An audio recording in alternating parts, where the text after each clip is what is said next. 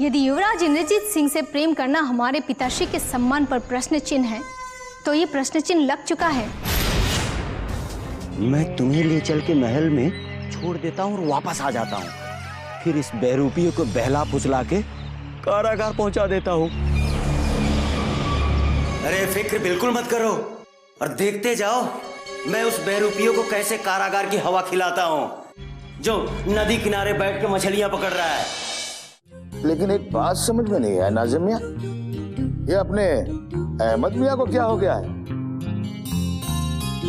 कुछ उखड़े उखड़े से हैं, कुछ अलील है क्या तबीयत? ला हौल वला कुव्वत, हमारी सेहत को क्या होगा चंगेज भाई? हम तो ये सोच सोच कर उखड़े जा रहे हैं कि यहाँ जिधर देखो उधर साजिशें चल रही है। समझ में ये नहीं आता है कि असली कौन है, नकली कौन है। हमें तो कभी कभी खुद पे भी शक होने लगता है, हम असली हैं या नकली हैं। अबे आप असली हैं या नकली कुछ समझ में नहीं आ रहा है। यार मैं समझाता हूँ ना चंगेज भाई कि ये जो है वो नहीं है और जो ये नहीं है वो ये है। अरे अपने जहन पर इतना जोर क्यों डाल रहे हो चंगेज भाई? मैं समझाता हूं ना। दरअसल दुश्मन का कोई जासूस इनकी शक्ल अख्तियार करके नदी किनारे बैठ के मछलियां पकड़ रहा है। क्या कहा तुमने? अहमद की शक्ल का दूसरा आदमी नदी किनारे मछली पकड़ रहा है? चंगेज भाई, दरअसल हमारे अहमद के नूरानी चेहरे को ना किसी दुश्मन की नजर लग गई है, जिसे देखो वही इनकी शक्ल अख्तियार कर ले रहा है। बिल्कुल ठीक कहा आपने नाजिम मियां। पिछली बार महल में जिस जासूस का कत्ल हुआ था उसने भी अहमद मियां की शक्ल इख्तियार कर रखी थी। चलिए चलकर देखते हैं कौन है वो जिसे आप दोनों ने मछली पकड़ते हुए देखा है। आइए चंगेज भाई, हम दोनों ही चलते हैं। क्यों? अहमद मियां को यहीं छोड़ देते हैं, क्योंकि दोनों अहमद एक साथ हो जाएंगे तो हमें पहचानना मुश्किल हो जाएगा कि कौन असली है और कौन नकली है।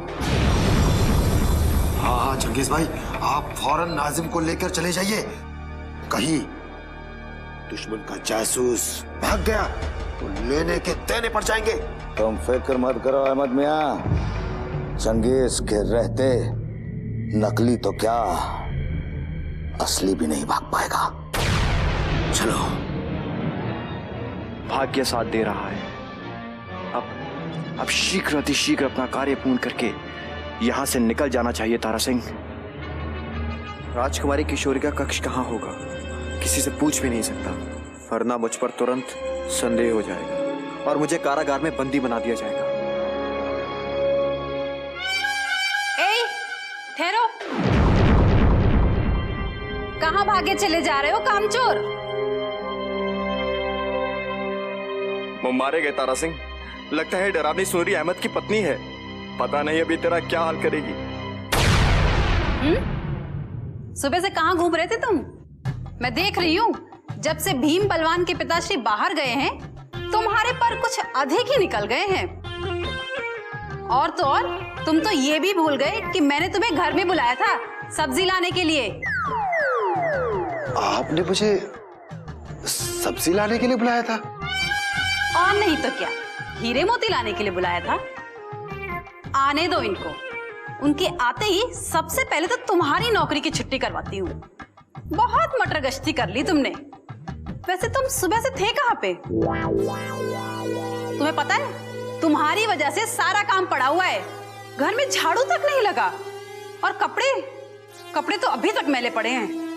हे भगवान, ये कोई स्त्री है या स्त्री के वेश में चुड़ैल की आत्मा? और ये भीम व बलवान कौन सी बला है जिनका नाम ले लेकर ये मुझे इतना डरा रही है? अब मूर्खों की तरह खड़े खड़े मेरा मुंह क्या देख रहे हो? ये सुंदर चेहरा क्या पहली बार देख रहे हो जो अपनी मनहूस नजरें गड़ाए हुए हो? अब चलो घर पर चलो, बर्तन करो, कपड़े करो, फिर जाकर सब्जी लेकर आना।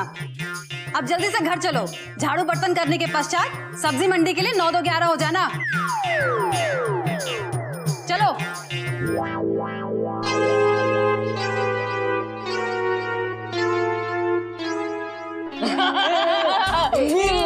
मिल गए। चाचा मिल गए।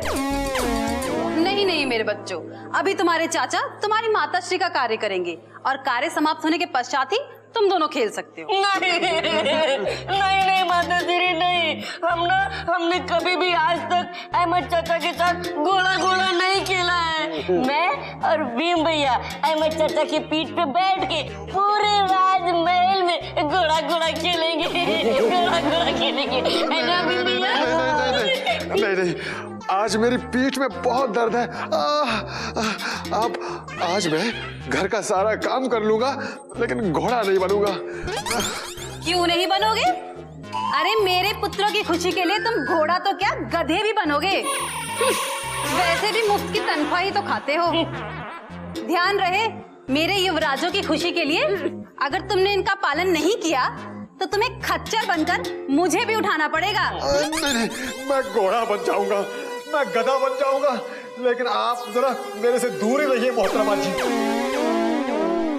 आय हाय, घोड़े पर सवार मेरे दोनों राजकुमार कितने सजीले लगे। कहीं न किसी की नजर न लग जाए। और तुम सुनो, सैर के बाद सीधे घर आ जाना, और इस बार भूले ना तो अब चलूं।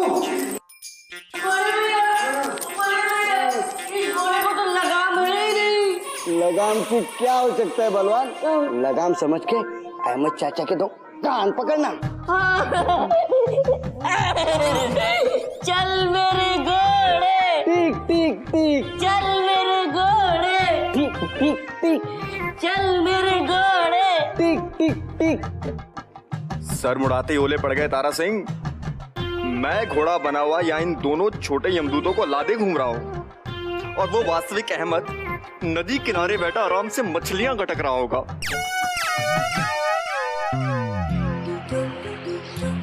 नाजिम, नाजिम, नाजिम। पता नहीं नाजिम कहाँ चला गया अचानक। लगता है मछली पकड़ते पकड़ते किसी बड़ी मछली का शिकार हो गया है। अब शिवगढ़ जाकर इसकी खबर देनी होगी।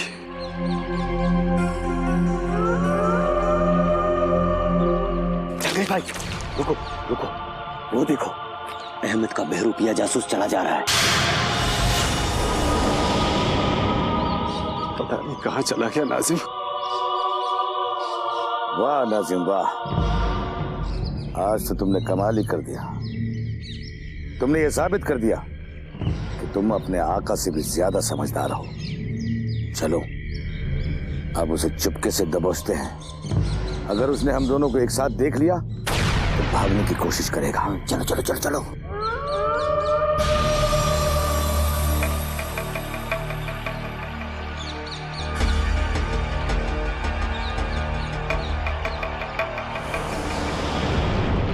कहाँ चला गया नाजिम? हाँ? तुझे ढूंढते ढूंढते परेशान हो गया। मुझे लगा तू मछली पकड़ते पकड़ते किसी बड़ी मछली के पेट में चले गए। शुक्र है तुम जिंदा हो मेरे भाई। मगर तू अब जिंदा नहीं रहेगा। ये देख बहरूपिया जासूस, देख तुझे कौन पकड़ने आया है। ये क्या हो रहा है चंगेज भाई? नाजिम पागल तो नहीं हो गया है? मुझे जासूस बोल रहा है। कौन है तू? कौन हूँ मैं अहमद हूँ चंगेज भाई। आप भी मुझे नहीं पहचान रहे? तेरी शक्ल हमारे अहमद से जरूर मिलती है, लेकिन अकल नहीं।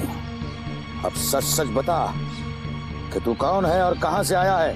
खुदा की कसम चंगेज भाई, मैं शिवगढ़ के महल से आया हूँ और शिवगढ़ के महल में ही वापस जाना चाहता हूँ। शिवगढ़ के महल में? तो हमारा असली अहमद पहले से ही है। तो शिवगढ़ के महल नहीं, शिवगढ़ के कारागार में जाएगा। ऐसा मत कहिए चंगेज भाई। जहाँ तेरी खूब खातिर होगी। ऐसा मत कहिए चंगेज भाई। शिवगढ़ के महल में जरूर मेरा कोई बहरूपिया घुसाया है, उसे कारागार में डालिए, लेकिन मुझ पर रहम कीजिए चंगेज भाई। अभी असली जुल्म हुए कहाँ तुझ पर? शिवगढ़ के कारागार में होंगे। चंगेज भाई इसे छोड़ना मत, लेके चलो, नहीं तो बहरूपिया भाग जाएगा। मेरी इजाजत के बिना अगर तू हिला गर्दन काट डालूंगा। मत काटिए चंगेज भाई। गर्दन मत काटिए, आप जिधर कहेंगे मैं वहाँ चलने के लिए तैयार हूँ। ये आ गया ना असली बातें। चंगेज भाई, इसे लेके चलो और कैद खाने में डाल दो, और महल में ये खबर कर देते हैं कि आखिर हमने वाकई कारनामा क्या किया है। ले चलो।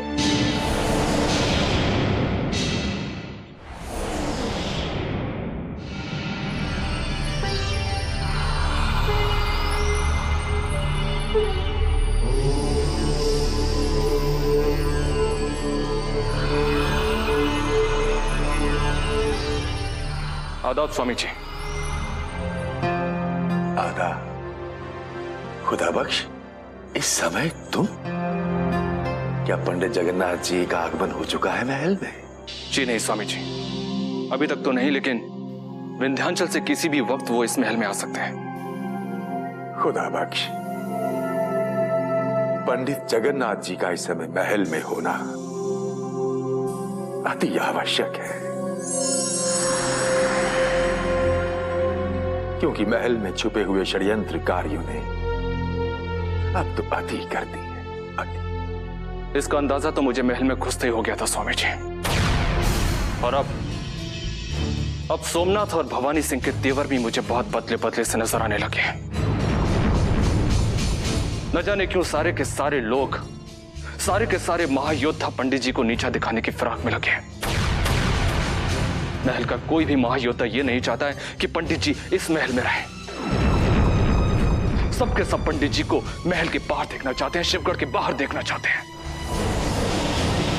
तुमने ठीक पहचाना खुदा बख्श, किंतु महल में छुपे हुए ये षड्यंत्रकारी नहीं जानते कि पंडित जगन्नाथ जी कितने बड़े कूटनीतिज्ञ हैं। यदि वो चाहें तो एक ही पल में महल में छुपे हुए षड्यंत्रकारियों को महल के बाहर का रास्ता दिखा सकते हैं, किंतु क्या करें, महाराज शिवदत्त का शिवगढ़ में ना होना उनके हाथों को बांध देता है। लेकिन महाराज शिवदत्त आखिर कब तक संबलपुर में रहेंगे, इस बात का अंदाजा किसी को भी नहीं लग सका है। स्वामी जी, मैं आपसे पूछना चाहता हूं, क्या कारण है जो महाराज शिवदत्त इतने लंबे समय से संबलपुर में बैठे हैं? क्या कारण है? खुदा बख्श, इसमें महाराज की कोई रणनीति है जिसे उनके सिवा और ईश्वर के सिवा कोई नहीं जानता। किंतु मैं इतना अवश्य कह सकता हूं कि वो कहीं भी रहें, उनकी दृष्टि से कोई बात भी छिपी नहीं रह सकती। और जैसे ही महायोद्धाओं की अति चरम सीमा तक पहुंच जाएगी, वैसे ही उनका आगमन महल में हो जाएगा। इसका हमें पूर्ण विश्वास है। इसका मतलब यह हुआ कि महाराज शिवदत्त का आगमन इस महल में किसी भी वक्त हो सकता है। स्वामी जी, शिवगढ़ के इस महल के सारे महायोद्धाओं की साजिशें और जुल्म आसमान की बुलंदियों को छूने लगे हैं। इस महल का कोई भी महायोद्धा ऐसा नहीं है जो शिवगढ़ और महाराज शिवदत्त का वफादार हो। खुदा बख्श, जब जब धरती पर पाप बढ़ता है, तब तब एक नया अवतार अवतरित होता है। महाराज शिवदत्त भी एक नए अवतार में अवतरित होंगे। मैं पूर्ण विश्वास के साथ कह सकता हूं कि जैसे ही पंडित जगन्नाथ जी का आगमन होगा महल में, उसी समय ये समस्त षड्यंत्रकारी उनसे छुपते फिरेंगे।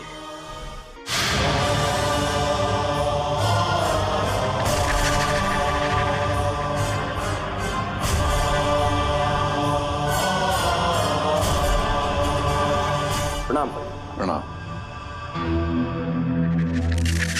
पंडित जी, आपको अपने सामने देखकर हमें इतनी प्रसन्नता हो रही है कि मानो स्वयं भगवान आसमान से उतरकर हमारे सामने आ गया। हमें अचानक महल में देखकर तुम्हें कितना कष्ट हो रहा है ये हम अच्छी तरह जानते हैं, और अब तुम्हारी जिंदगी में कष्ट के अलावा और कुछ नहीं है भवानी सिंह, क्योंकि अनीति का जो मार्ग तुमने चुना है उस पर दुख के अलावा और कुछ नहीं है।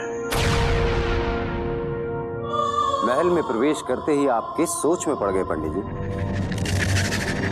मैं सोच रहा था कि तुम्हें वाकई हमें देखकर प्रसन्नता हुई है या सिर्फ प्रसन्नता का दिखावा कर रहे हो भवानी सिंह? क्योंकि तुम्हारी शक्ल देखकर तो यही लगता है कि हमें अचानक महल में देखकर तुम्हें कोई प्रसन्नता नहीं हुई, बल्कि बहुत दुख हुआ है। ये आप कैसी बातें कर रहे हैं पंडित जी? अभी तो हम तो आपकी कब से प्रतीक्षा कर रहे थे। हमारा यकीन कीजिए, आपकी अनुपस्थिति में शिवगढ़ के सम्मान को बचाना असंभव हो गया था, और यदि आप आने में और अधिक विलंब करते तो शिवगढ़ के साथ साथ महाराज शिवदत्त की मर्यादा पर भी कलंक लग जाता।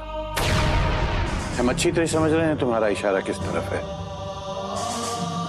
किंतु तुम ये कभी नहीं समझोगे कि प्रेम क्या होता है, प्रेम की परिभाषा क्या होती है, क्योंकि तुमने जिंदगी में कभी प्रेम किया ही नहीं।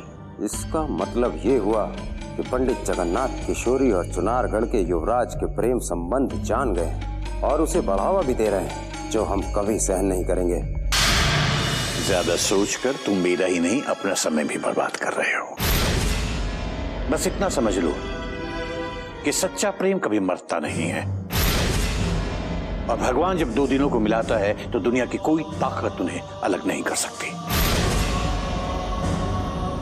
बेहतर यही है कि अन्याय के जिस रास्ते पर तुम जा रहे हो उससे तुरंत वापस लौट जाओ, वरना ऐसा ना हो कि हमारे आशीर्वाद के पश्चात महाराज शिवदत्त के आशीर्वाद का हाथ भी तुम्हारे सर से न उठ जाए।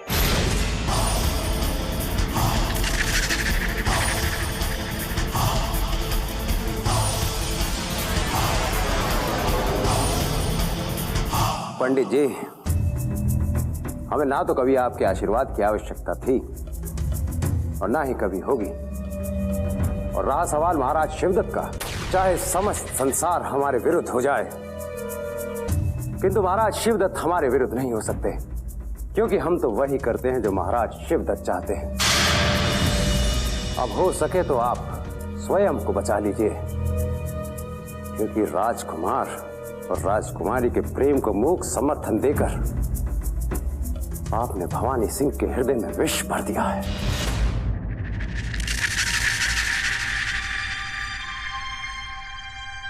आदाब पंडित जी, मैं आपका ही इंतजार कर रहा था। हमारी गैर मौजूदगी में यहां जो जो कुछ हुआ है उसका थोड़ा बहुत अंदाजा है हमें, लेकिन तुम बताओ, हम तुम्हारे मुंह से सुनना चाहते हैं। पंडित जी, आपकी अनुपस्थिति में इस महल में बहुत उलटफेर हो चुके हैं। भवानी सिंह और सोमनाथ दोनों अपनी अपनी मनमानी पर उतर आए।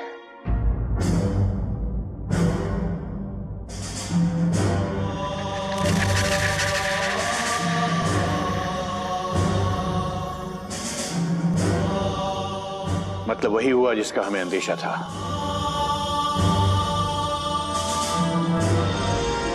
ये दोनों महाराज की गैर मौजूदगी में शिवगढ़ महल पर अपना कब्जा जमाना चाहते हैं।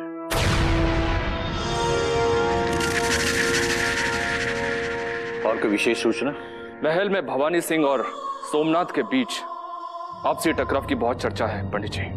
पता चला है कि दोनों की तलवारें कई बार एक दूसरे का सर काटने के लिए अपने म्यानों से निकल चुकी हैं। फिक्र मत करो, ये दोनों आपस में लड़कर मर बेशक जाएंगे, किंतु शिवगढ़ की एक ईंट पर भी कब्जा नहीं कर सकते हैं। महारानी कलावती और राजकुमारी किशोरी के बारे में कोई खास बात? मैंने सुना है कि उन दोनों के बीच की दूरियां बहुत बढ़ गई हैं। उन्होंने एक दूसरे से बात करना भी बहुत कम कर दिया है, और इसलिए महारानी ने नाराज होकर संबलपुर जाने का निर्णय भी कर लिया है।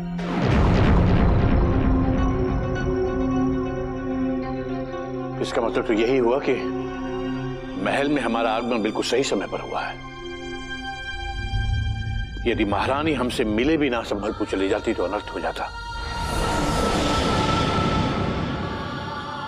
खुदा बख्श, तुम महारानी तक तुरंत ये संदेश पहुंचाओ कि पंडित जगन्नाथ तत्काल उनसे मिलना चाहते हैं।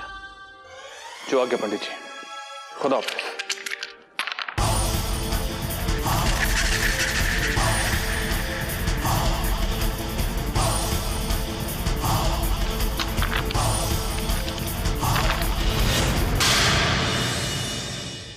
आप उनसे मिलने का वक्त मुकर्रर करती हैं तो आपकी उनसे फौरन मुलाकात हो सकती है। हम अभी और इसी वक्त उनसे मिलना चाहते हैं, क्योंकि हम कब से उनकी प्रतीक्षा कर रहे हैं।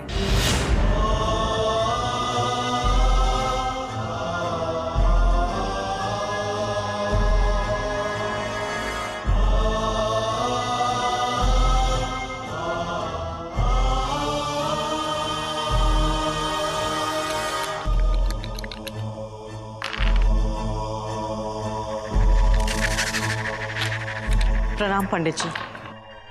प्रणाम महारानी। महारानी, आपने यहाँ आने का कष्ट क्यों किया? मैंने खुदाबख्श से कहा था कि मैं आपसे मिलना चाहता हूँ। आप आदेश दे देती, मैं स्वयं आपके पास हाजिर हो जाता।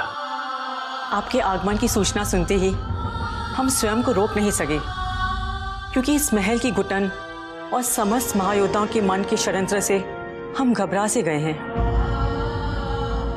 मैं आपकी व्यथा को कुछ कुछ समझता हूँ महारानी, और पिछले कई दिनों से मेरा रमल भी मुझे अजीब अजीब से संकेत दे रहा था। यहां तक कि उन संकेतों से घबराकर मुझे राज्य के एक अत्यंत गोपनीय कार्य को बीच में ही अधूरा छोड़कर यहां आना पड़ा। हम आपके आभारी हैं पंडित जी, परंतु यहां रहना हमारे लिए जीते जी मृत्यु के समान है। इसलिए हमने संबलपुर जाने का निर्णय ले लिया है, किंतु किशोरी को अपने साथ जाने के लिए मना न सके, क्योंकि क्षमा कीजिए महारानी, किंतु राजकुमारी किशोरी अब संबलपुर नहीं जाएंगे। उन्होंने चुनारगढ़ की कुलवधू बनने का फैसला कर लिया है महारानी।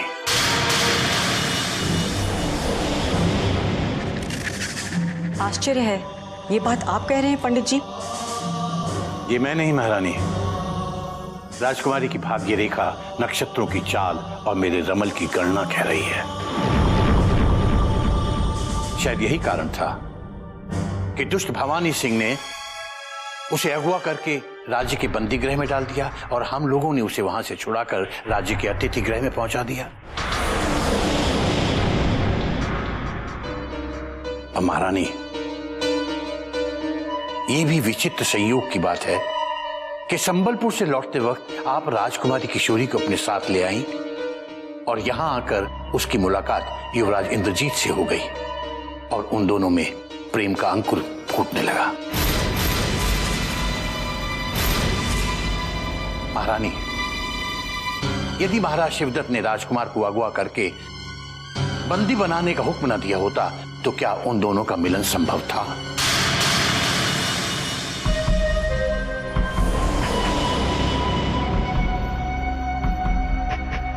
किंतु अनहोनी को कौन डाल सकता है महारानी? यदि प्रेम की ये आग संबलपुर तक पहुंच गई तो महाराज अपने ही हाथों किशोरी और उनकी खुशियों का गला घोंट देंगे। ये बात तो आप भी जानते हैं पंडित जी। तो क्या एक पिता के भाग्य में कन्यादान की जगह पिंडदान लिखा है? महारानी, यदि ऐसा होना है तो उसे दुनिया की कोई भी शक्ति रोक नहीं सकती।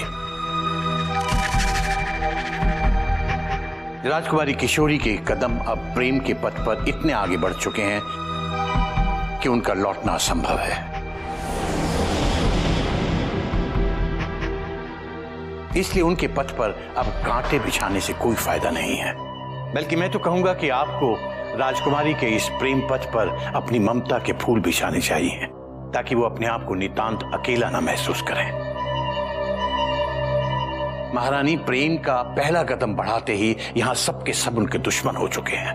हम अपनी बेटी की खुशियों में कभी दीवार नहीं बनना चाहते हैं, किंतु महाराज के भय ने हमें असमंजस में डाल दिया है।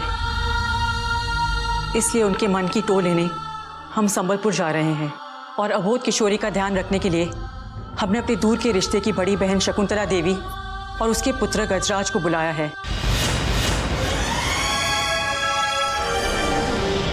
उनके आते ही हम चले जाएंगे। अब इस महल का और राजकुमारी का भार आपके कंधों पर। महारानी,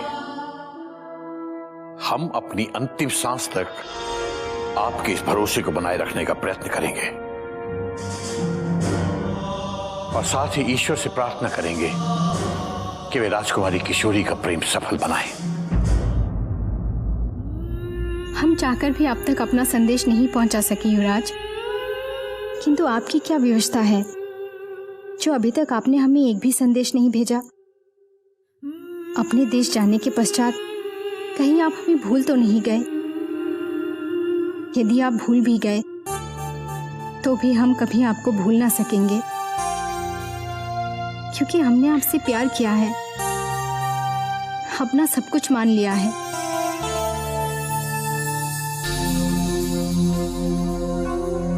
एक बुरी सूचना है राजकुमारी जी।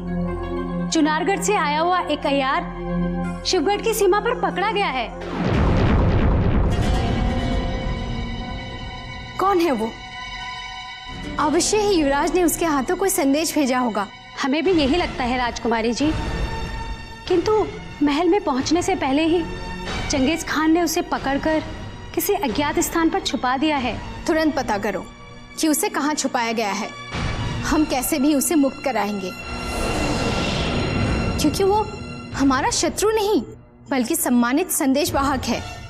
हमने अपने कुछ विश्वास पात्र गुप्तचर लगा दिए हैं राजकुमारी जी।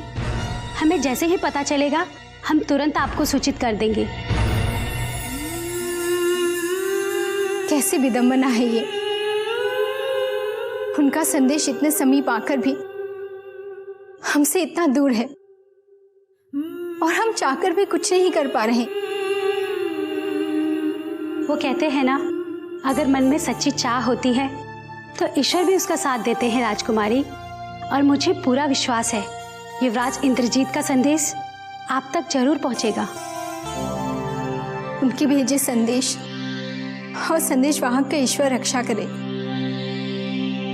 किंतु भय है यदि दुष्ट चंगेज ने सोमनाथ को कुछ बता दिया तो अनर्थ हो जाएगा।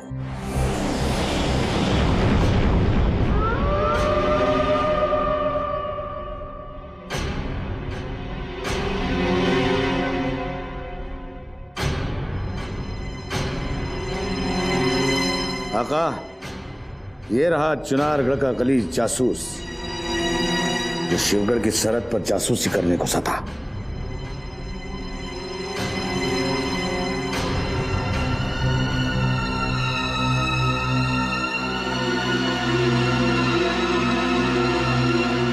ये तो बिल्कुल अहमद की तरह दिखाई देता है। मैं अहमद ही हूँ हुजूर, मैं अहमद ही हूँ। मेरी बात कोई सुन नहीं रहा है। आप मेरा यकीन कीजिए, चंगेज भाई को कोई गलत फहमी हुई है। मुझे कोई गलत फहमी नहीं हो रही है। मेरे आका, ये चुनारगढ़ का जासूस बहुत चालाक है।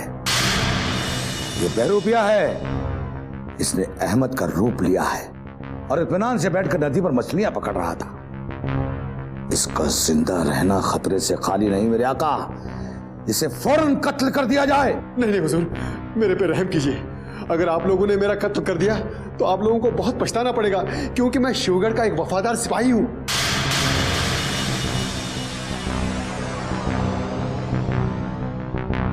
चंगेज, कहीं ये सत्य तो नहीं कह रहा, क्योंकि इसमें और अहमद में कोई अंतर दिखाई तो नहीं दे रहा। कैसे दिखेगा हुजूर? मैं अहमद ही हूं, मैं अहमद ही हूं। मैं दुश्मन का कोई जासूस नहीं हूं। हाँ हुजूर, अगर आपको यकीन नहीं आता हो, आप मेरे हुजूर जनाब क्रूर सिंह जी को बुला के लाइए। वो देखते ही मुझे पहचान जाएंगे। मगर इस समय क्रूर सिंह महल में नहीं है, क्या ये तुम नहीं जानते? तो फिर हो गया ना साबित मेरे आका कि यही दुश्मन का जासूस है। अगर ये हमारा अहमद होता तो उसे ये इल्म होता कि क्रूर सिंह कई दिनों से महल में नहीं है।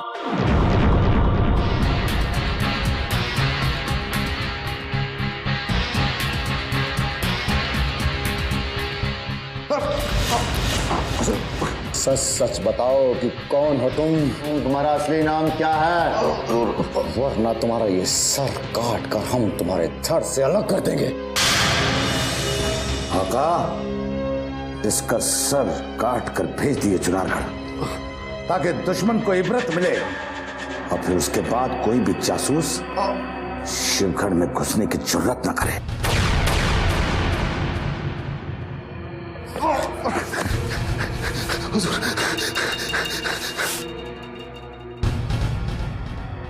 चंगेज,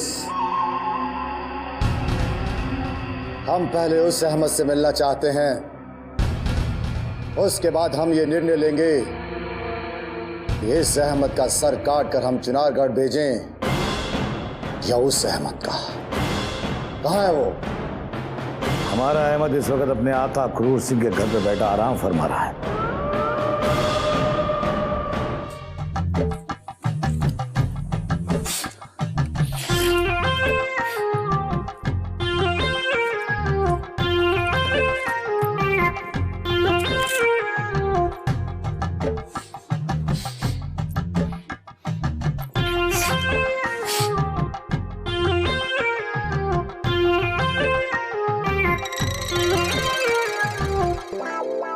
कभी सोचा भी नहीं था कि युवराज के चक्कर में वो कार्य करने पड़ेंगे जो तूने कभी नहीं किए तारा सिंह। पहले इन दोनों विचित्र प्राणियों ने घोड़ा बनाकर मेरी कमर तोड़ डाली, उसके पश्चात इस चुड़ैल ने घर के सारे काम करवा करवा कर मुझे अधमरा कर दिया है। हे भगवान, पता नहीं अब ये मुझे चलने के लायक भी छोड़ेगी या नहीं।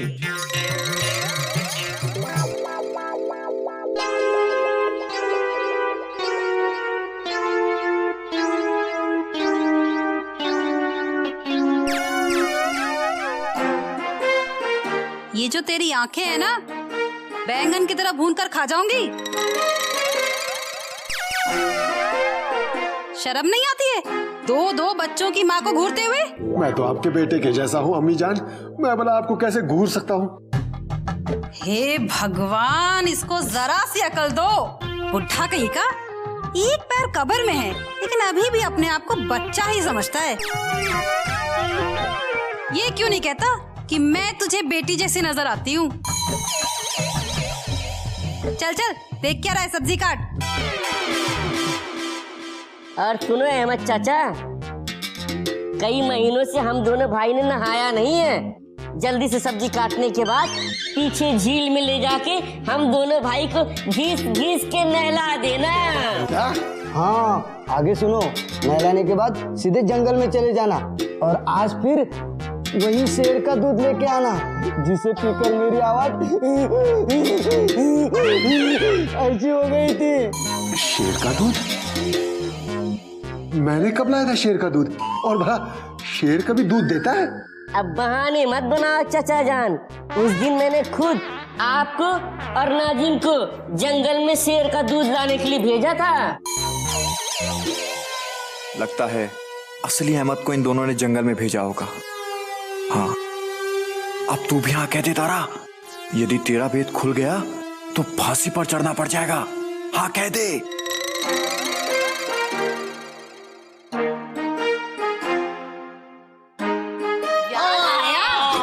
कुछ याद आया? याद आया। अच्छा ये बता, तू शेर का ही दूध लाया था ना? गधे का तो नहीं ना? शेर का ही दूध लाया था, शेर का ही दूध लाया था अम्मी जान, मेरा मतलब भाभी जान। अब कान छोड़ दीजिए नहीं तो आपके हाथ में आ जाएंगे। मगर तू शेर का दूध लाया था तो मेरे बच्चों की आवाज गधे जैसी क्यों है? सच बता, दूध शेर का ही था ना? ये तो मुझे नहीं पता है कि वो शेर का दूध था या गधे का दूध था। ये आप कमबख्त नाजिम से पूछिए, क्योंकि जंगल के अंदर नाजिम गया, मैं तो बाहर पहरा दे रहा था। आने दो तुम्हारे पिताश्री को। इस अहमद को और उस कमजोर नाजिम को डंडे ना पड़वाए तो मेरा नाम भी मोहिनी नहीं। हाँ, लेकिन माता श्री, हमारे पिताश्री गए कहाँ और आएंगे कब? जैसे कि भला वो मुझे बता कर जाते हैं। एक बात तो है, वो आएंगे अवश्य, और जैसे ही वो आएंगे घर में, पहला डंडा तो उन्हीं को पड़ेगा। चुनारगढ़ के युवराज के यहाँ से भागने के पश्चात शिवगढ़ के इस महल में कैसा सन्नाटा छाया हुआ है। 4 दिन के लिए हम यहाँ से बाहर क्या चले गए, सब कुछ बदल सा गया है।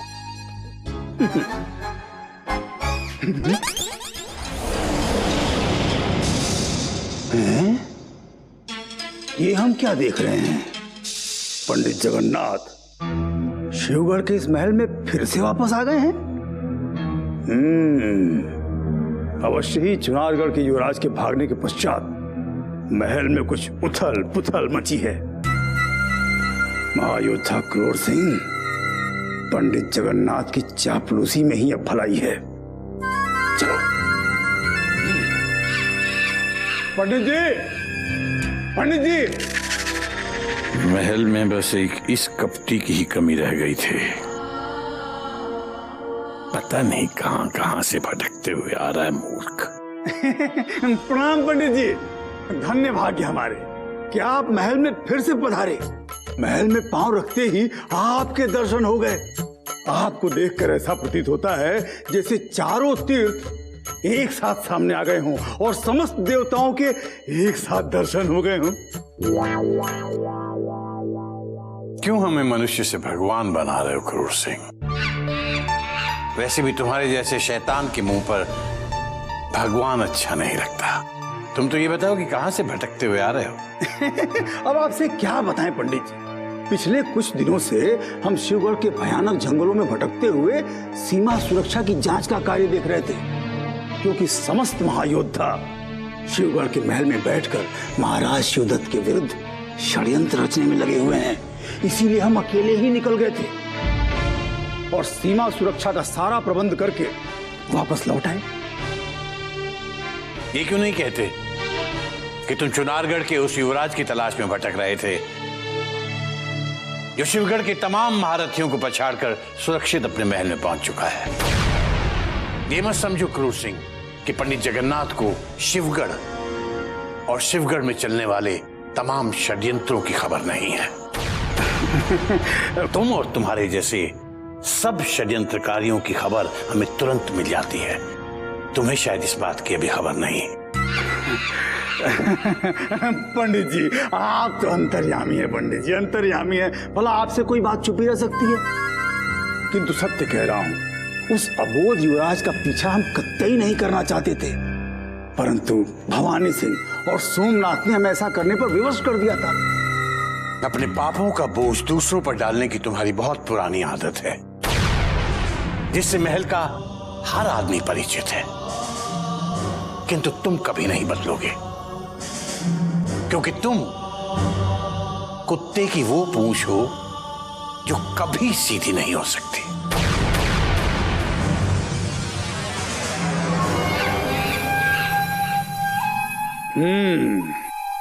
पंडित जगन्नाथ, जितना जी चाहे हमारा अपमान कर लो, क्योंकि अभी समय हमारा साथ नहीं दे रहा है। परंतु जिस दिन समय ने हमारा साथ दिया, हम पहला वार तुम्हीं पे करेंगे, तुम्हीं पे। प्रणाम पंडित जी। जीत रहो बेटा। आपको अचानक यहाँ देख के हमें इतनी खुशी हो रही है कि हमारे पास शब्द नहीं। आपके बिना ये महल कितना सूना हो गया था, और आपकी अनुपस्थिति में महल के सारे महायोद्धाओं ने हमारा जीना मुश्किल कर दिया था। हमें मालूम है बेटा, बल्कि इसीलिए हमें भी विंध्याचल से तुरंत यहाँ आने का निर्णय लेना पड़ा। आपके लौट आने से हमारा खोया आत्मविश्वास फिर से लौट आया है, वरना हम बहुत निराश हो चुके थे, क्योंकि ये महल विश्वासघातियों से भर चुका है और हर तरफ षड्यंत्रकारी छिपे बैठे हैं। बहुत दुख की बात है बेटा कि आपको इतनी छोटी उम्र में इतने षड्यंत्रकारियों का सामना करना पड़ रहा है। किंतु बेटा, जिनके साथ ईश्वर होता है ना, उनका कभी कोई कुछ नहीं बिगाड़ सकता। हमें तो लगने लगा है कि ईश्वर भी हमसे रूठ गए हैं। यदि ईश्वर हमारे साथ होता तो हमारे मार्ग में कांटे ना उगते।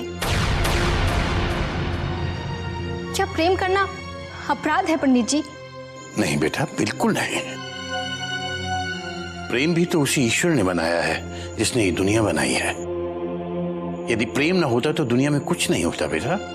यदि ये सत्य है तो क्यों हमें युवराज इंद्रजीत सिंह से दूर करने का प्रयास किया जा रहा है? क्यों हमें मारने का षड्यंत्र किया जा रहा है? तुम्हें मारने के षड्यंत्र? हाँ पंडित जी, हमें इस महल में मारने की योजना भी बन चुकी थी, किंतु हम संजोग से बाल बाल बच गए। कौन है वो दुष्ट? किसने तुम्हें मारने का षड्यंत्र रचा था? भवानी सिंह। भवानी सिंह? भवानी सिंह को उसके किए की सजा अभी और इसी वक्त दी जाएगी। उन्हें दंड मिले या ना मिले, परंतु हम युवराज इंद्रजीत सिंह को कभी नहीं भूल सकते। अब आप ये महल छोड़ के कहीं मत जाइए, वरना भवानी सिंह और सोमनाथ जैसे दुष्ट हमारे प्रेम की बगिया को खिलने से पहले ही उजाड़ देंगे। बेटा, हम कहीं भी रहें, किंतु तुम पर और तुम्हारे प्रेम पर कोई आंच नहीं आने देंगे। तुम निश्चिंत रहो, हमारा आशीर्वाद तुम्हारे साथ है। अब मैं देखता हूं कि भवानी सिंह तुम्हारी ओर दृष्टि उठाकर देखता भी कैसे है।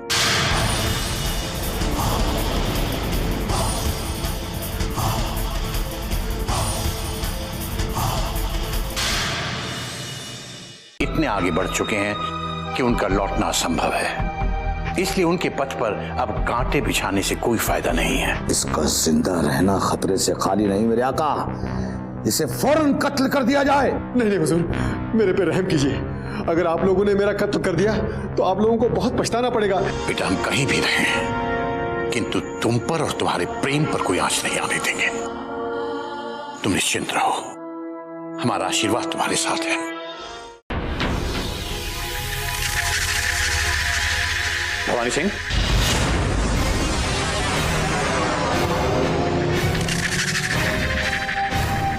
पंडित जी, आपने क्यों कष्ट किया? हमें संदेशा भिजवा दिया होता, हम स्वयं आपके कक्ष में आ जाते। क्या ये सच है कि तुमने राजकुमारी किशोरी की हत्या का घृणित षड्यंत्र रचा था? मैं पूछ रहा हूं, क्या तुमने राजकुमारी किशोरी की हत्या का घृणित षड्यंत्र रचा था? सत्य है पंडित जी, किंतु दुर्भाग्यवश हम ऐसा कर न सके। मृत्यु के बीच में आकर महारानी ने राजकुमारी को प्राण दान दे दिया, अन्यथा अब तक हम मां भवानी के पवित्र चरणों में राजकुमारी का रक्त चढ़ा चुके होते। भवानी सिंह, राजकुमारी की घृणित हत्या का षड्यंत्र रच के तुमने ये भी नहीं सोचा कि राजकुमारी तुम्हारे महाराज शिवदत्त की बेटी है और दुनिया में उन्हें सबसे अधिक प्रिय है। यदि राजकुमारी के रक्त की एक बूंद भी बह गई होती तो महाराज शिवदत्त ने अब तक तुम्हारा सर धड़ से अलग कर दिया होता। यदि महाराज शिवदत्त के हाथों हमें मृत्यु प्राप्त हो जाए तो हम स्वयं को सबसे सौभाग्यशाली योद्धा समझते पंडित जी, क्योंकि महाराज शिवदत्त के अलावा कोई हमें मार भी नहीं सकता। हमें पूर्ण विश्वास है, यदि हम राजकुमारी किशोरी का वध कर देते तो महाराज प्रसन्नता से हमें अपने गले लगा लेते, क्योंकि कर तो हम वही रहे हैं जो महाराज शिवदत्त चाहते हैं। यदि तुम्हें महाराज की इच्छा का इतना ही ख्याल है, महाराज की इच्छा का इतना ही आदर करते हो तुम, तो तुम और तुम्हारे दूसरे साथी महायोद्धाओं ने आज तक महाराज की उस इच्छा को पूर्ण क्यों नहीं किया जो उनकी सबसे प्रिय इच्छा है? और तुम ये भी जानते हो कि तुम उसे कभी पूरा नहीं कर पाओगे। यदि ये स्वामी भक्ति और ये वीरता तुमने पिछले महायुद्ध में दिखाई होती भवानी सिंह, तो महाराज को आज इतनी बुरी तरह से उस पराजय का दंश नहीं झेलना पड़ता। स्वयं महाराज वीरेंद्र सिंह ने स्वीकार किया है कि यदि उस युद्ध की कमान महाराज शिवदत्त ने संभाली होती तो इतिहास कुछ और ही होता। युद्ध में बुरी तरह शिकस्त खाने के साथ साथ उन्हें नौगढ़ और विजयगढ़ से भी मुंह की खानी पड़ती।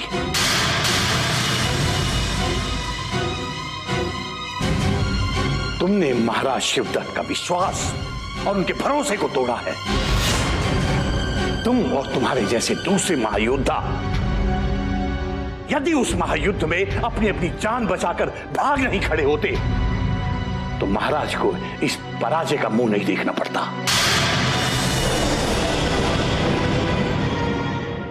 महायोद्धा वो होता है भवानी सिंह जो युद्ध में अपना शीश कटा देता है, ना कि वो जो कि नपुंसकों और कायरों की तरह युद्ध से भाग खड़ा होता है।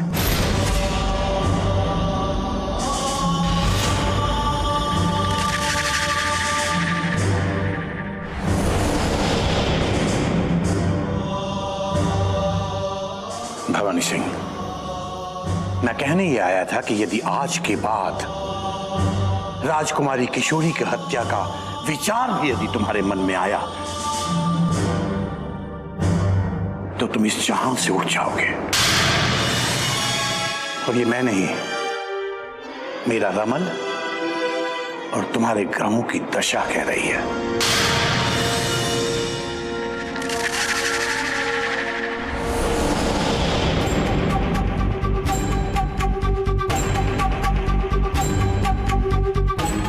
धरती से तो अब तुम उठोगे पंडित जगन्नाथ, क्योंकि तुमसे पूर्व इस धरती पर यमराज को हमने बुलाया है और शिवगढ़ के योद्धाओं की स्वामी भक्ति पर प्रश्न चिन्ह लगाकर तुमने स्वयं यमराज का स्वागत किया है। ये भवानी सिंह कह रहा है, जो स्वयं यमराज है।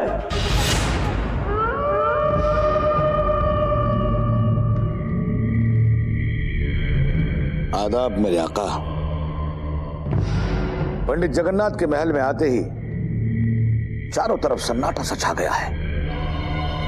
ना कोई साजिश, ना कोई खून खराबा। ऐसा लगता है जैसे महल की रौनक ही गायब हो गई। 4 दिन की चांदनी के पश्चात ये महल फिर अमावस के भयानक अंधेरों में घिर जाएगा चंगेज। हम और हमारे षड्यंत्र पंडित जगन्नाथ को इस महल में अधिक समय तक नहीं रहने देंगे। अगर ऐसा है मेरे आका, तो पंडित जगन्नाथ को महल में रहने की जरूरत ही क्या है? अगर आप कहें तो आज ही उन्हें जिंदगी से रुखसत कर दूं। ना रहेगा बांस और ना बचेगी बांसुरी। पंडित जगन्नाथ का वध इतना आसान नहीं है जितना तुम समझ रहे हो चंगेज। यदि हमने पंडित जगन्नाथ का वध इस महल में किया तो आरोप हम पर ही लग सकता है। हम कोई ऐसा षड्यंत्र रचाएंगे कि उसका वध हम करेंगे और उसका आरोप भवानी सिंह पर लगेगा। मेरे आका, अब तो भवानी सिंह भी पंडित जगन्नाथ के खौफ से अपने बिल में घुस गया है। इस महल का कोई भी जाबाज उनके सामने जाने की जरूरत नहीं करता। आखिर कब तक मेरे आका, कब तक पंडित जगन्नाथ के खौफ के साये में जीना होगा? पंडित जगन्नाथ का आतंक भवानी सिंह को डरा सकता है, परंतु महायोद्धा सोमनाथ को नहीं। हम अभी और इसी समय उसका सामना करेंगे और हम ये भूल जाएंगे कि वो महाराज शिवदत्त के सबसे समीप और भरोसेमंद हैं। नहीं मेरे आका, गुलाम के रहते हुए आपको उसके पास जाने की कोई जरूरत नहीं। अगर वो 4 दिन का मेहमान है तो उससे दूर ही रहना अच्छा। कहीं ऐसा ना हो मेरे आका कि वो सारे का सारा गुबार आप पर निकाल दे और गुलाम का खंजर उसके सीने में उतर जाए। नहीं चंगेज, नहीं। हम पंडित जगन्नाथ के खौफ से डर कर अपने कक्ष में नहीं बैठ सकते, वरना भवानी सिंह की तरह हम भी कार्य कहलाएंगे और महायोद्धा सोमनाथ को ये कदाचित पसंद नहीं। सांप का सर कुचलने के लिए उसके बिल में हाथ डालना ये कौन सी समझदारी है? मेरे आका, कहीं गर्मा गर्मी में आपके हाथ से खून खराबा ना हो जाए, और अगर ऐसा हुआ तो आप शहजादी आलिया के साथ साथ शहंशाह की नजरों में भी गिर जाएंगे। हमें इसकी परवाह नहीं, तो हम इस महल के सभी महायोद्धाओं को दिखा देंगे वो कायर हैं, हम नहीं।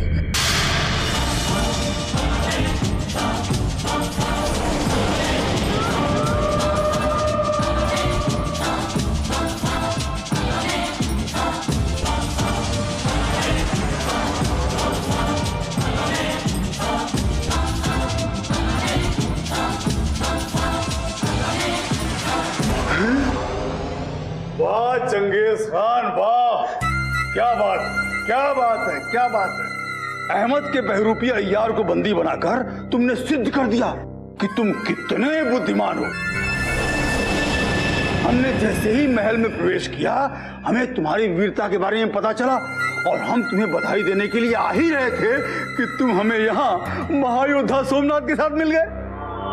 नकली अहमद को तो हमने कैद खाने में कैद कर रखा है जनाब क्रूर सिंह साहब, लेकिन असली अहमद आपके साथ नजर नहीं आ रहा है, क्या बात? वो इसलिए चंगेज खान कि चुनारगढ़ के अय्यार के भागे का जब तक निर्णय नहीं हो जाता, हमने स्वयं ही अपने अहमद से दूर रहने का निर्णय लिया है। क्या पता वही शत्रु का अय्यार हो। यदि वो शत्रु का अय्यार निकला तो ऐसी स्थिति में हमारे भेद भी चुनारगढ़ पहुंच सकते हैं। क्यों नाजिम? आपका और आपकी कूटनीति का कोई जवाब नहीं है हुजूर। वैसे चंगेज भाईजान से जिस अहमद को हमने पकड़वाया है वो दुश्मन का कोई जासूस ही तो है, लेकिन वैसे कुछ कहा भी नहीं जा सकता। सत्य जो भी है वो अति शीघ्र हमारे सामने आ जाएगा। अब आप ये बताओ कि शिवगढ़ के महल में लौटने के पश्चात आपकी भेंट पंडित जगन्नाथ से हुई या नहीं? पंडित जगन्नाथ, अब क्या बताएं महायोद्धा सोमनाथ। ऐसा प्रतीत होता है कि बुढ़ापे ने पंडित जगन्नाथ से उनकी मति भी छीन ली है, इसीलिए उनके समक्ष जो भी पड़ता है उन्हें शिवगढ़ का शत्रु दिखाई देता है। यही कारण है कि हमारे जैसे स्वामी भक्त महायोद्धा क्रूर सिंह को भी वो संदेह की दृष्टि से देखते हैं। इसीलिए उनसे भेंट तो हुई, किंतु हमने अपने मुंह लगाना उन्हें उचित नहीं समझा। क्यों नाजिम? आप बिल्कुल ठीक फरमा रहे हैं हुजूर। वैसे हमें तो ये भी पता चला है कि पंडित जी का आपके बाद अगर कोई सबसे बड़ा दुश्मन है तो भवानी सिंह जी और सोमनाथ जी हैं। सोमनाथ जी तो चलो उतना नहीं, पर भवानी सिंह जी को तो फूटी आंख भी नहीं पसंद करते। तुमने बिल्कुल ठीक कहा नाजिम। हमें भी विश्वसनीय सूत्रों से पता चला है कि पंडित जगन्नाथ ने महल में पधारते ही भवानी सिंह को ऐसा लताड़ा कि भवानी सिंह ने घबराकर स्वयं को कक्ष में बंद कर लिया है। और अब तो ऐसा प्रतीत होता है कि पंडित जगन्नाथ जब तक शिवगढ़ में रहेंगे भवानी सिंह अपने कक्ष में ही दुबके रहेंगे। देखा मेरे आका, जो बात मैंने आपको बताई थी वो सच निकली ना? अभी तो पता नहीं कितने सत्य पंडित जगन्नाथ के कारण बाहर आने वाले हैं। हम तो ये कह रहे हैं कि पंडित जगन्नाथ से दूर रहने में ही भलाई है। 4 दिन के लिए आए हैं, कर लेने दो अपनी मनमानी। अरे उनके चले जाने के बाद फिर यहाँ शांति शांति तो होगी है। कभी कभी क्रूर सिंह साहब भारी समझदारी वाली बातें करने लगते हैं। अब 4 दिन के आए मेहमान पंडित जी के क्या मुंह लगना। मुझे तो लगता है आका कि हमें निकलना चाहिए।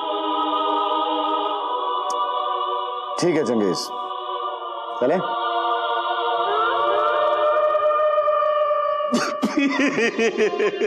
हुजूर, एक बात गौर की आपने? क्या?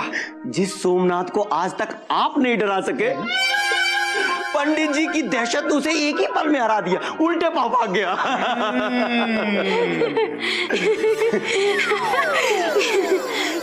अरे ठहरो ठहरो ठहरो, कहाँ भागी चली जा रही हो? महल में आग लग गई है क्या?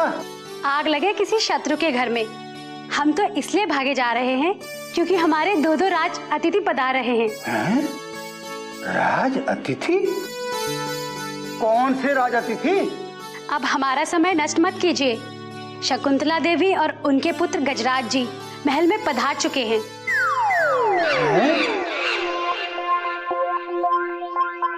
अरे या परवरदिगार, ये मैं क्या देख रहा हूँ? हुजूर, वैसे आपके भी बुरे दिन आ ही गए। कमबख्त राजकुमारी की दासियों की जुर्रत तो देखिए, आपके साथ बेअदबी करते हुए चली गई।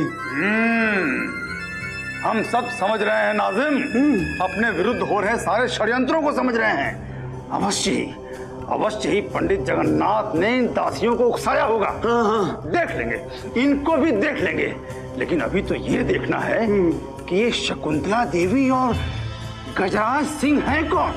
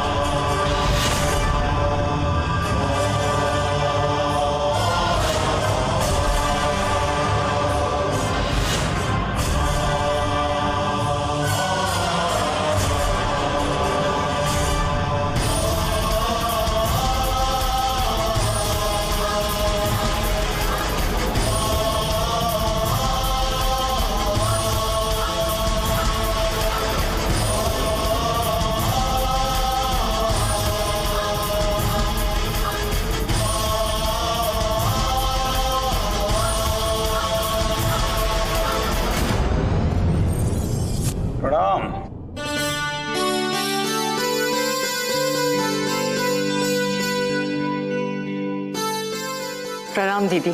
आइए, शिवगढ़ के इस महल में आपका स्वागत है।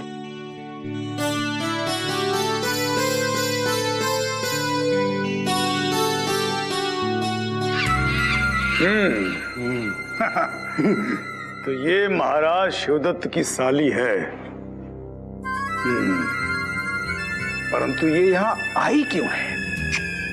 पता नहीं हुजूर, मगर दाल में कुछ न कुछ काला है जरूर। देखते हैं शकुंतला देवी जी महल में क्या क्या गुल खिलाती हैं। माता श्री, हमारे नए अतिथि आए हैं। अतिथि? हाँ। किस अतिथि में इतना साहस आ गया कि वो बिना बुलाए मेरे घर घुस आए? अभी उन्हें मार मार कर घर से बाहर निकालती। बताओ तो कौन आए हैं? अरे माता श्री, अतिथि हमारे घर में नहीं, अपितु महल में आए हैं। महल में आए हैं? लेकिन कौन है ये जो हमारे होने वाले महल में यूं ही घुस आए? उनका नाम तो मुझे नहीं पता, किंतु इतना अवश्य पता है कि उन्हें महारानी कलावती ने बुलाया। एक तो बिल्कुल महारानी की जैसी लग रही थी और दूसरा उनके बेटे के जैसा, जिनका अभी अभी महल के गलियारे में भव्य स्वागत हुआ है माता श्री। परंतु तुम्हारे पिताश्री कहाँ मर गए? एक तो वो यहाँ वहाँ भटकते रहते हैं और दूसरे उन्हें ये भी नहीं पता कि उनके पीछे से बाहर के घुसपैठिए महल में घुस आए हैं। माता श्री अभी भी महल के गलियारे में नाजिम चाचा के साथ उन अतिथियों का स्वागत कर रहे थे। अच्छा, उनकी ये मजाल।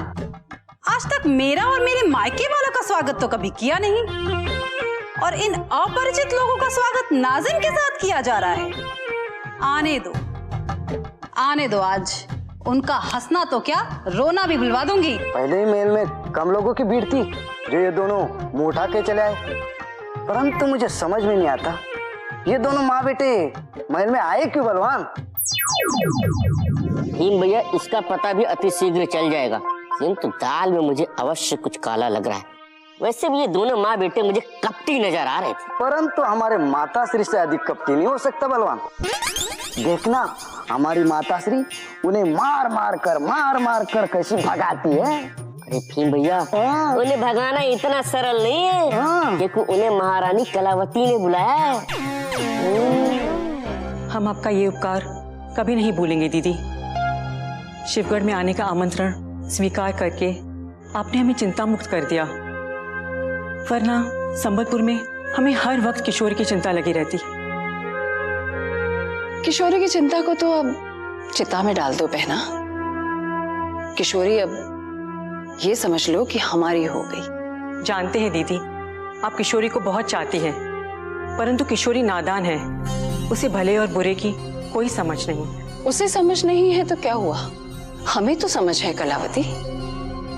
तुम देखना, हमारे होते हुए हमारी लाडली पर कोई आंख भी उठाकर नहीं देख सकता है। हाँ, आज से किशोरी आपकी बेटी हुई, हमें पूरा विश्वास है हमारे पीछे किशोरी को माँ की कमी कभी नहीं खलेगी। बेटी नहीं, बहू कहो बहना।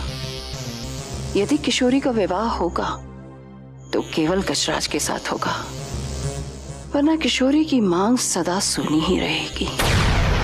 किस विचार में पड़ गई आप शकुंतला दीदी?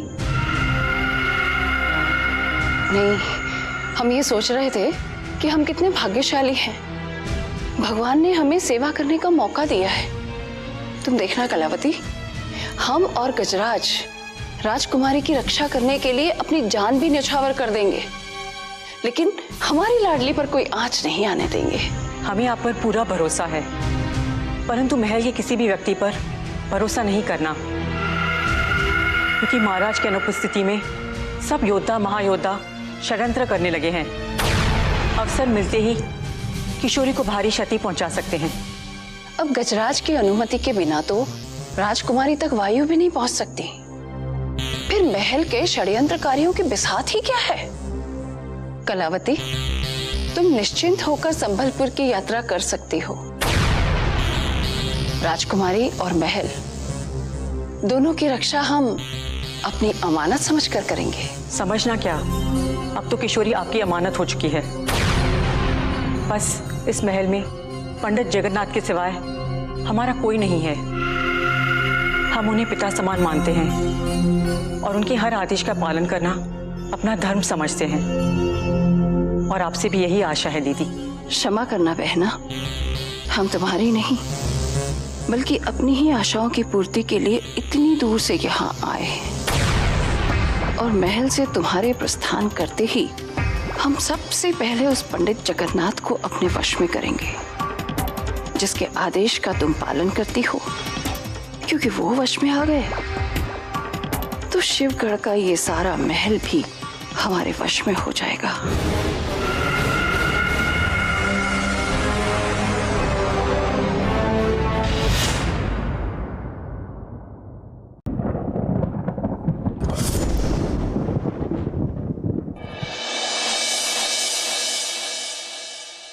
यदि तुम्हें महाराज की इच्छा का इतना ही ख्याल है, महाराज की इच्छा का इतना ही आदर करते हो तुम, तो तुम और तुम्हारे दूसरे साथी महायोद्धाओं ने आज तक महाराज की उस इच्छा को पूर्ण क्यों नहीं किया जो उनकी सबसे प्रिय इच्छा है? हम पंडित जगन्नाथ के खौफ से डर कर अपने कक्ष में नहीं बैठ सकते, वरना भवानी सिंह की तरह हम भी कार्य कहलाएंगे। इस महल में पंडित जगन्नाथ के सिवाय हमारा कोई नहीं है। हम उन्हें पिता समान मानते हैं और उनके हर आदेश का पालन करना अपना धर्म समझते हैं।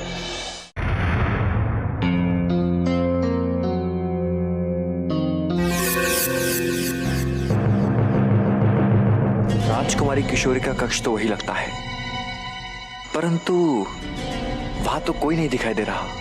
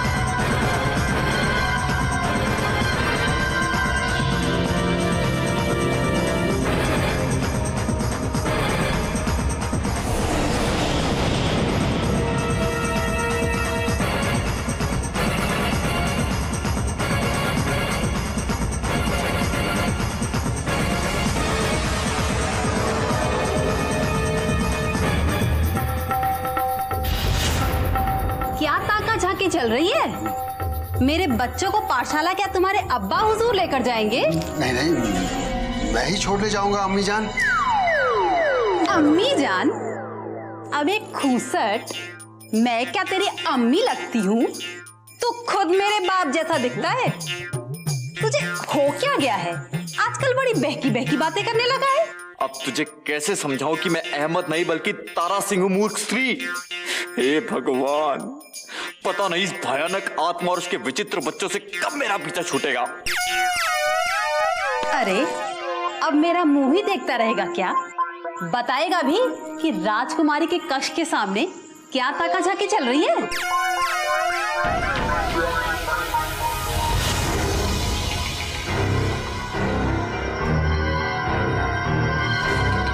माताश्री, ये कुछ छिपाने की कोशिश कर रहा है। हाँ, बता बता बता बता क्या है? जरूर मेरे गहने चुरा कर भाग रहा हो। बता। मैंने चोरी नहीं की। अच्छा, चोरी नहीं की तो बताता क्यों नहीं है? भीम, बलवान, छीन लो जो छुपाने की कोशिश कर रहा है।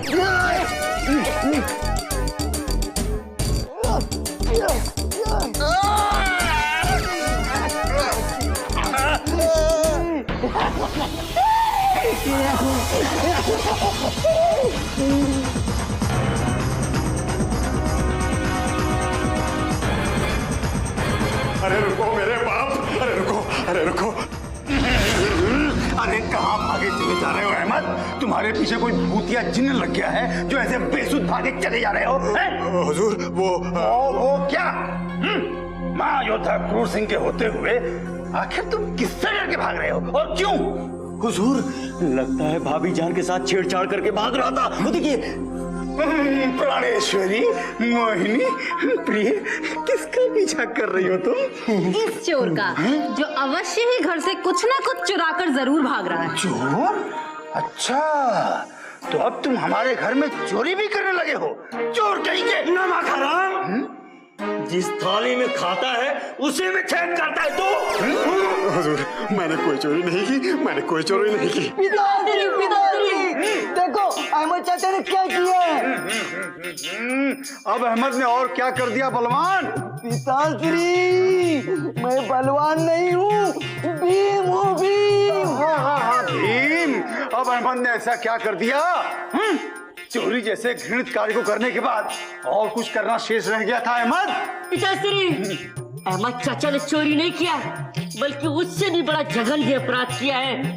इन्होंने आपकी होने वाली बहू और हमारी होने वाली रानी को प्रेम पत्र लिखा है।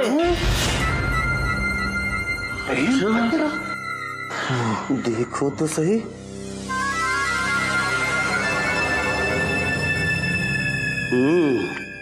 अब समझ में आया कि आजकल ये इतना खोया खोया क्यों रहता है।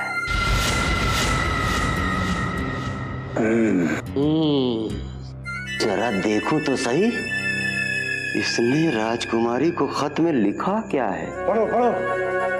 प्रिय राजकुमारी किशोरी। क्या?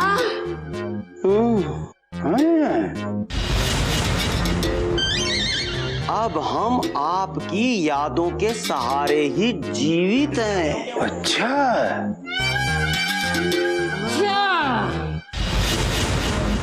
अब हम सपनों में भी आपको नहीं देख सकते, क्योंकि आपकी याद में हमें नींद जो नहीं आती, तो सपने भला कैसे देख सकते हैं?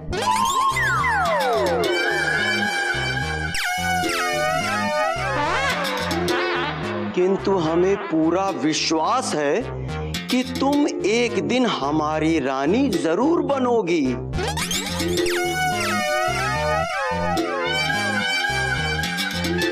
और वो दिन भी अति शीघ्र आएगा।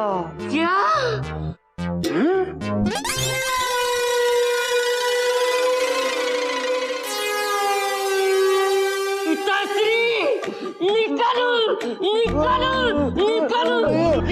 हुजूर, हुजूर, अंदर रखिए, अंदर रखिए। पिताश्री, इस दुष्ट अहमद को तुरंत फांसी पर चढ़ाने का आदेश दीजिए, क्योंकि इसने आपकी होने वाली बहू और हमारी होने वाली रानी पर दुष्ट दृष्टि डाली है। दुष्ट अहमद, हम महाराज शिवदत्त से मंत्रणा करके तुम्हें कठोर दंड दिलवाएंगे, क्योंकि हमारी राजकुमारी किशोरी को प्रेम पत्र लिखकर तुमने जघन्य अपराध किया है। क्या हो रहा है यहाँ?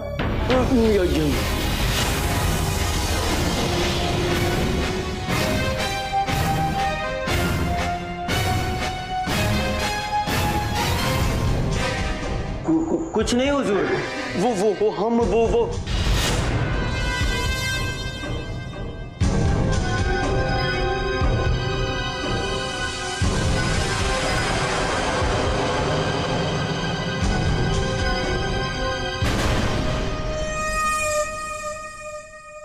ये युवराज इंद्रजीत सिंह का पत्र है।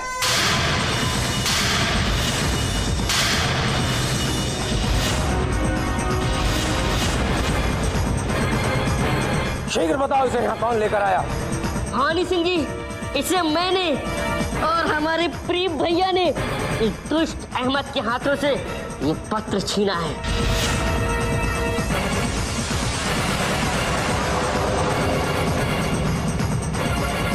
यदि ये प्रेम पत्र हम अहमद चाचा से नहीं छीनते तो ये राजकुमारी किशोरी को दे देते, किंतु राजकुमारी किशोरी कक्ष में नहीं है, इसीलिए हमने छीन लाए।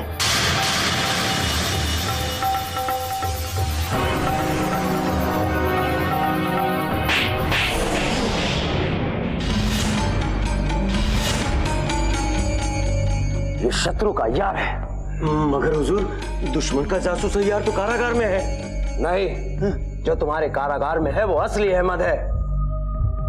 ये युवराज इंद्रजीत सिंह के दूर तैयार हैं, जो यहां राजकुमारी को प्रेम पत्र देने आए हैं। सैनिकों,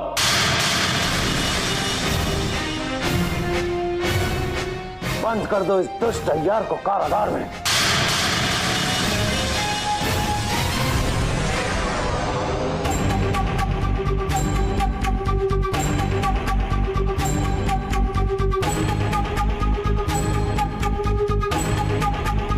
शाबाश। अब पंडित जगन्नाथ को हम दिखाएंगे कि उसका घमंड कैसे पानी पानी हो जाता है।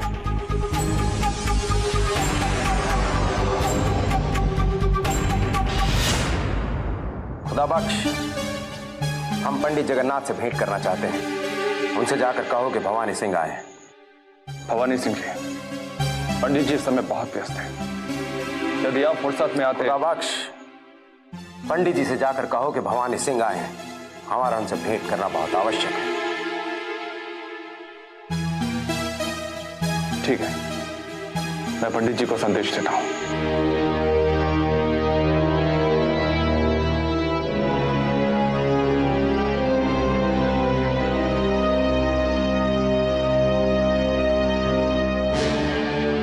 भवानी सिंह जी, आइए, पंडित जी ने इजाजत दे दी है।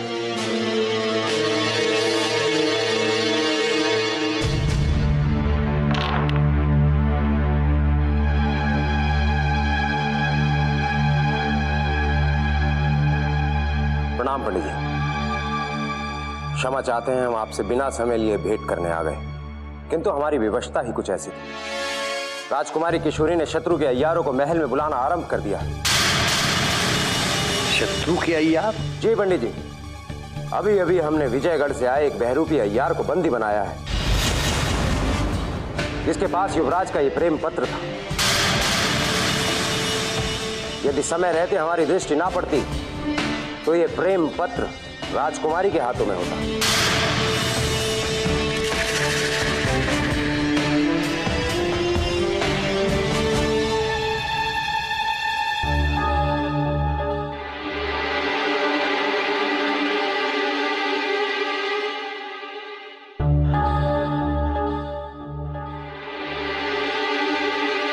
भवानी सिंह, जिसे तुम शत्रु का अय्यार कह रहे हो, हमारी नजर में वही संदेशवाहक हमारा अतिथि है, और उसने राजकुमारी के नाम संदेश लाकर कोई अपराध नहीं किया है, अपितु अपने कर्तव्य का पालन किया है। हाँ, तुमने राजकुमार के संदेशवाहक को बंदी बनाकर अपनी कायरता का परिचय दिया है, जिसे क्षमा नहीं किया जा सकता। तो क्या आप महाराज शिवदत्त के विरुद्ध जाकर शत्रु की सहायता करना चाहते हैं पंडित जी? क्या आप भूल गए कि शत्रु के साथ हमारा संबंध कभी नहीं बन सकता?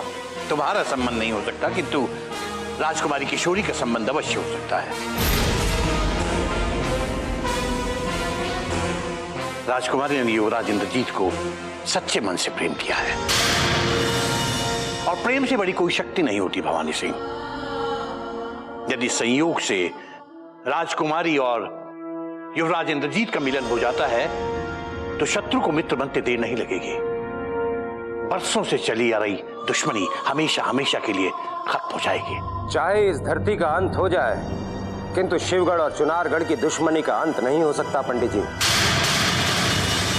और रही बात राजकुमारी और युवराज के मिलन की, तो हम अपना शीश कटा सकते हैं, किंतु उनका मिलन नहीं होने देंगे। तो भवानी सिंह, तुम अपना शीश कटाने के लिए फौरन तैयार हो जाओ, क्योंकि दो प्रेमियों को मिलने से ईश्वर भी नहीं रोक सकता। चुनारगढ़ से आया ये प्रेम संदेश राजकुमारी तक अवश्य पहुंचेगा, क्योंकि युवराज ने इसे सच्चे मन से भेजा है।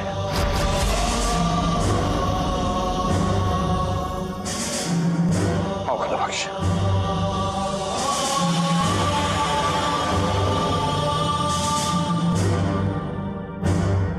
हमने पहले भी कहा था, आज फिर दोहराते हैं, शिवगढ़ के इस महल से राजकुमारी की डोली नहीं, अपितु अर्थ ही जाएगी।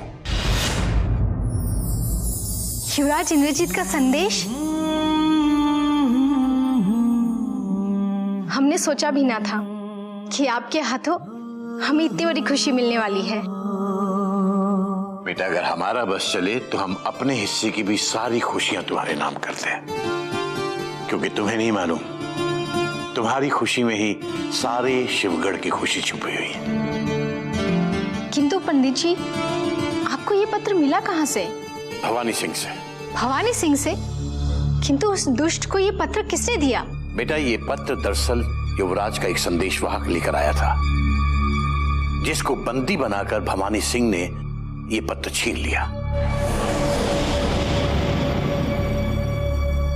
किंतु तुम्हारा प्रेम सच्चा था बेटा, और शायद इसीलिए ये पत्र अब तुम्हारे हाथ में सुरक्षित पहुंच गया है।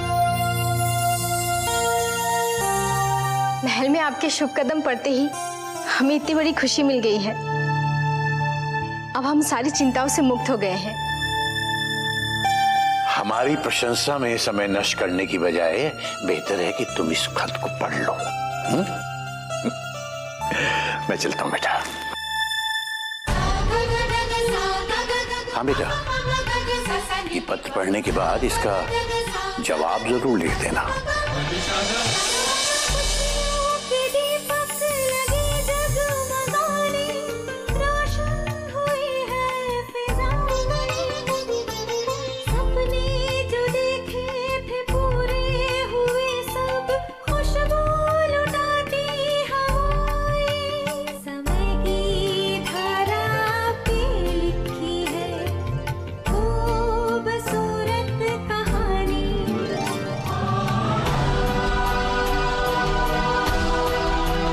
किसी का भय नहीं, चाहे महल के सारे षड्यंत्रकारी एक हो जाए, तब भी उनका और हमारा कुछ नहीं बिगाड़ सकते।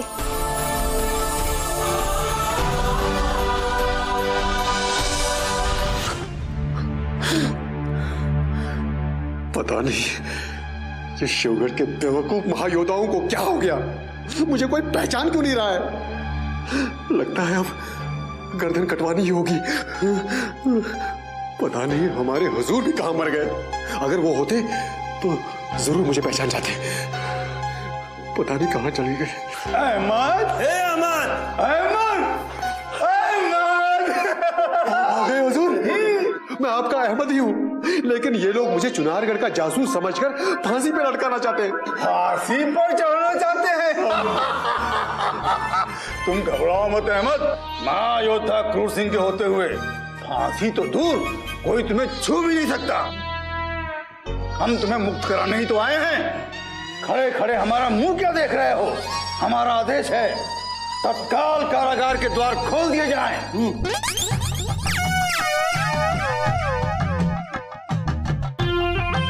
सैनिकों, हुजूर का हुक्म सुनाई नहीं दे रहा तुम लोगों को? जल्दी से दरवाजा खोलो। उस बेवकूफ चंगेज ने गलती से नकली जगह असली अहमद को कारागार में बंद कर दिया है। खोलो जल्दी। हम विवश है हुजूर, बिना प्रमाण के द्वार नहीं खोल सकते। बिना प्रमाण के हम द्वार नहीं खोलते। प्रमाण चाहिए? महायोद्धा क्रूर सिंह तत्काल प्रमाण देते हैं।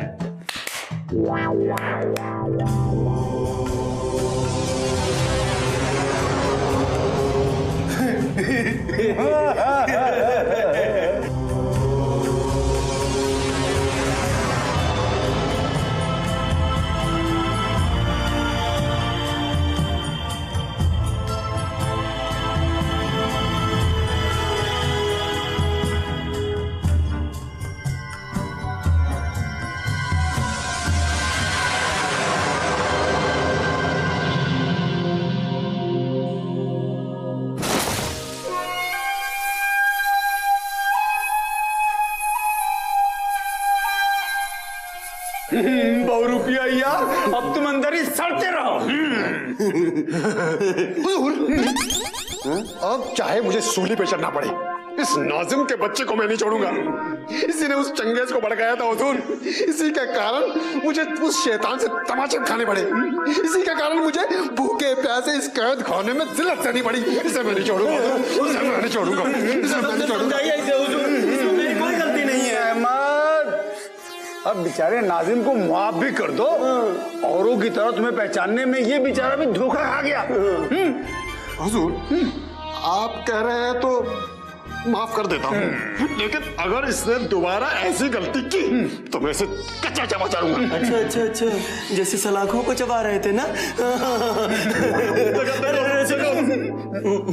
देखो देखो, पुराने किस्से भूल जाओ, अब नई कहानियां करते हैं। आओ गले लग जाओ, आओ मेरे भाई। सच आ जाओ। सच कह रहे हो? साथ जिएंगे और साथ मरेंगे, ये नाजिम का आखिरी वादा है। सच कह रहे हो? नहीं, झूठ। देखो देखो देखो देखो, समय नष्ट मत करो, क्योंकि अभी